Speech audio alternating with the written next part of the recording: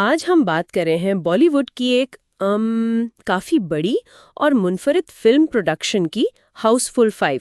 हमारे पास कुछ नोट्स हैं जो इसकी तैयारी के, खास तौर पर शूटिंग के सफर पर रोशनी डालते हैं।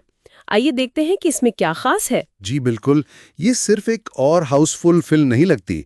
इसकी जो तैयारी है, खास तौर पर जिस तरह बैनुल अक़वामी पानियों और यूरोपीय शहरों में इसे फिल्माया गया, वो अपने आप में एक कहानी है। तो आज की इस तफसीली गुफ्तगू का मकसद यही समझना है कि इतने बड़े पैमाने पर, वो भी एक कॉमेडी फिल्म के लिए, इस तरह की प्रोडक्शन के पीछे क्या सोच थी और क्या क्या मुश्किलात आईं। सही। सबसे मेरा मतलब है हैरान कुन बात जो नोट्स में है वो ये कि फिल्म का बड़ा हिस्सा, कोई 40 दिन, एक लग्जरी क्रूज शिप पर शूट हुआ। 40 दिन? ये तो काफी ज्यादा है। जी हाँ, और ये सफर भी कोई छोटा नहीं था। इंग्लैंड के न्यूकैसल से शुरू होकर फिर स्पेन, फ्रांस में नॉर्मंडी, हॉर्नफ्लोर और फिर वापस इंग्लैंड प्लायमुथ तक। अरे वाह! जरा सोचें, अक्षय कुमार, रितेश देशमुख, पूरी कास्ट, खुले समुंदर में कॉमेडी करते हुए। और ये सिर्फ क्रूज तक ही नहीं रुका।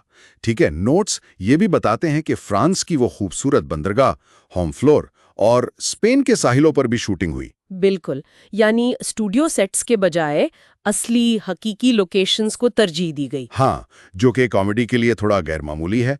आमतौर पर सेट पर ज्यादा कंट्रोल होता है। लेकिन जाहिर है उन खूबसूरत जगहों पर शूटिंग इतनी आसान नहीं रही होगी।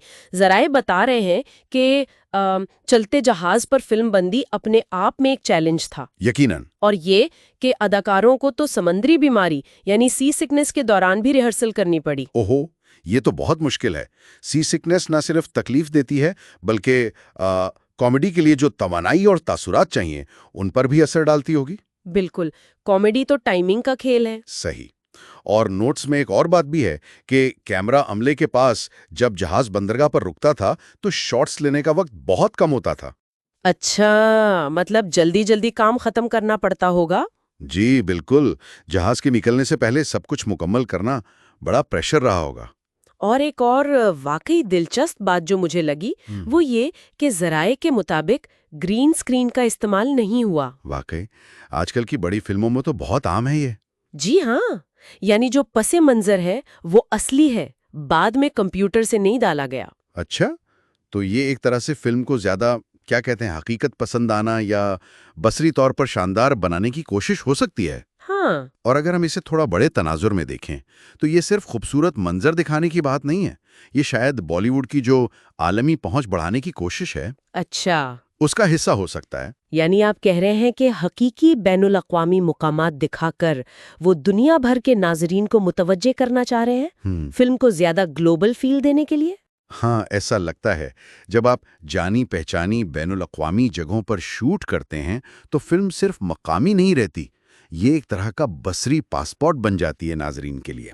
सही। और आजकल जिस तरह ओटीटी प्लेटफॉर्म्स, मतलब नेटफ्लिक्स वगैरह, बसरी मेयार को इतना ऊंचा ले गए हैं, हाँ, वो तो है।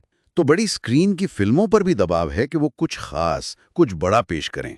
तो मतलब अब सिर्फ कहानी या कॉमेडी नहीं, बल्कि प्रोडक्शन का पैमाना और विजुअल्स भी मुकाबले का हिस्सा बन गए हैं। बिल्कुल।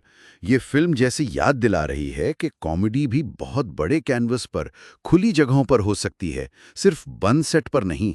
ये दिखाता है कि बॉलीवुड या कम से कम कुछ बड़े प्रोड्यूसर्स अब प्रोडक्शन के अंदाज में भी नयापन लाने और पैसा लगाने को तैयार हैं। जी, और शायद ये पैगाम भी दे रहे हैं कि भारतीय सिनेमा भी आलमी सतह के प्रोडक्शन चैलेंजेस कबूल कर सकता है। तो इन सब बातों का खुलासा क्या है?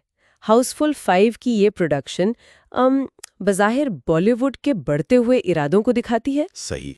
ये असली मकामात पर शूटिंग के चैलेंजेस को कबूल करना और आलमी मार्केट के लिए ज्यादा मुतासिर कुन मवाद बनाने की तरफ एक कदम लगता है। और ये एक दिलचस्प सवाल भी छोड़ जाता है कि क्या मुस्तकबिल में हम देखेंगे कि फिल्मों में, खास तौर पर कॉमेडीज में, लोकेशन खुद एक किरदार बन जाएगी।